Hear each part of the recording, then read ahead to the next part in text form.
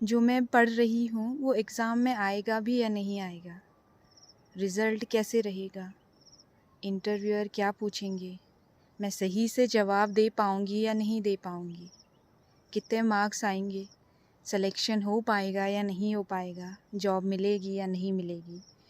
तो कुछ ऐसे ही सवाल होते हैं हमारे किसी भी एग्ज़ाम को देने से पहले और इंटरव्यू को देने से पहले एक्चुअली। और जब ये सवाल आते हैं ना मन में, तो एंजाइटी शुरू होने लगती है, ना चाहते हुए भी वो एंजाइटी होने लगती है।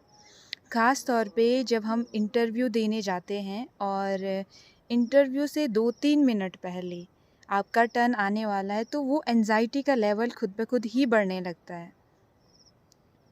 अगर वो एंजाइटी आपने उस टाइम बैलेंस नहीं की, तो इसका इफ़ेक्ट आपके एग्ज़ाम पर पड़ेगा और आपके इंटरव्यू पर पड़ेगा। क्योंकि क्या होता है ना कि जब हम इंटरव्यू देने जाते हैं, तो अगर वो 2-3 मिनट पहले की जो एंजाइटी है, अगर वो उस टाइम बैलेंस नहीं हुई, आप इंटरव्यूअर के सामने गए और कुछ ऐसा क्वेश्चन आया कि उस क्वेश्चन का जवाब आपको नहीं आता है, तो क्या होगा, जो एंजाइटी ऑलरेडी चल रही थी, अब उस एंजाइटी का लेवल बढ़ेगा और आपके चेहरे पर वो साफ दिखेगा। आपके हाव भाव से इंटरव्यू समझ जाएगा कि जो कैंडिडेट है वो प्रेशर में आ चुका है। उसके बाद जो नेक्स्ट क्वेश्चन आएगा, उसे आते हुए भी फिर वो क्वेश्चन गलत चले जाएगा और ऐसे में पूरा का पूरा इंटरव्यू जो आप प्लान करके गए थे कि ऐसे आंसर करने हैं, ये करना है, वो सारा का सारा चौपट हो जाएगा। ज़रूरी है कि उस एंजाइटी को हम उस रूम में जाने से पहले, इंटरव्यूअर के सामने बैठने से पहले उस एंजाइटी को बैलेंस करके जाएं। कुछ छोटी-छोटी सी टिप्स हैं, आई होप कि आपके काम आएंगी और आप यूज़ करोगे। तो यार, डीप ब्रीदिंग मस्ट है। जब डीप ब्रीदिंग मुझे लगता है हमें अपनी डेली लाइफ में 2 या 3 मिनट के लिए हमेशा ही करनी चाहिए, एक एक्सरसाइज के रूप में। क्योंकि कहीं ना कहीं हमें ज़रूरत होती है खुद को काम रखने की, खुद को बैलेंस करने की।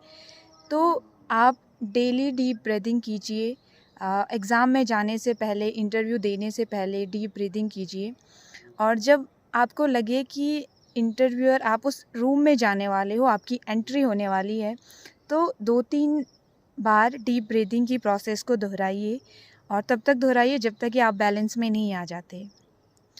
आपको लगे कि यार नहीं, अभी भी चीज़ें ठीक नहीं हो रही हैं, आपकी एंजाइटी बढ़ती ही जा रही है, तो नेक्स्ट जो है आपको सोचना है कि ये आपके पास एक नई अपॉर्चुनिटी मिली है।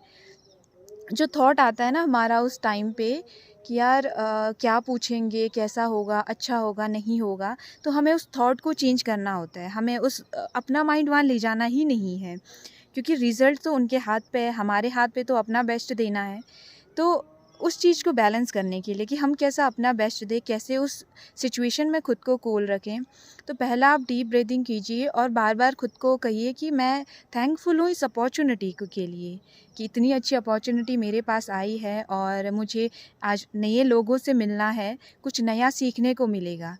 जितनी बार लगे कि एंजाइटी का लेवल बढ़ रहा है, उतनी बार खुद को कहिए कि thank you for this opportunity.